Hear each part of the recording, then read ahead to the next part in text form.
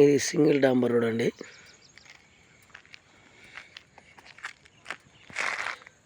ఇక్కడ వరకు అయింది బీటీ రోడ్, ఇక్కడికి వచ్చి ఆగింది, ల్యాండ్ కాడికి వచ్చి ఆగింది కరెక్ట్గా ఎగ్జాక్ట్లీ. గెట్టు కాంచి ఇట్లా స్ట్రైట్గా అక్కడి నుంచి మొత్తం వస్తుంది. ఇదంతా పెద్ద చెట్ల కాంచాలు వస్తుంది. 4 మూలలు ఉంది బిట్టు.